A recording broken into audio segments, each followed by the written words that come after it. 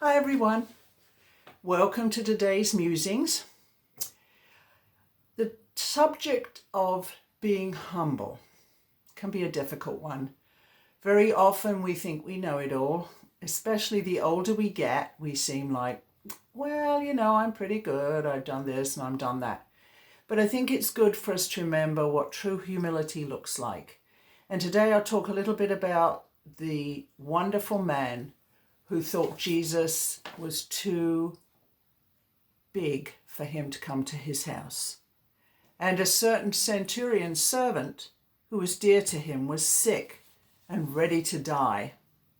So when he heard about Jesus, he sent elders of the Jews to him, pleading with him to come and heal his servant.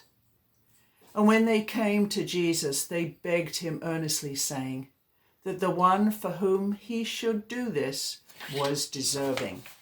Now again, it wasn't the man himself who came, it was his servant.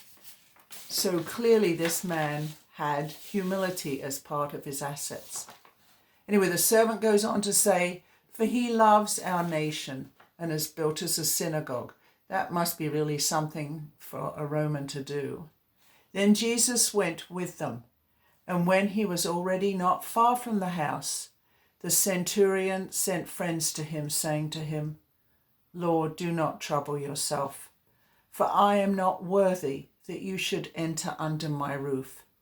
Therefore, I did not even think myself worthy to come to you, but say the word, and my servant will be healed. For I also am a man, placed under authority, having soldiers under me. And I say to one, go, and he goes, and to another, come, and he comes, and to my servant, do this, and he does it. When Jesus heard these things, he marveled at him and turned around and said to the crowd that followed him, I say to you, I have not found such great faith, not even in Israel. And those who were sent, returning to the house, found the servant well, who had been sick. To me, that's an amazing example of humility. Here was a Roman who was probably well up the chain, who just felt he was not good enough to ask Jesus himself. And to me, that struck me as a most amazing example of humility. And ideally, we should all be humble. Even kings and princes and so on, they should be humble. Now, we know from history that is not often the case. Sadly, people who take up prime positions, be it president, king, whatever, tend to lean towards thinking they're better than others. And we know that that can be the danger of being in a high place.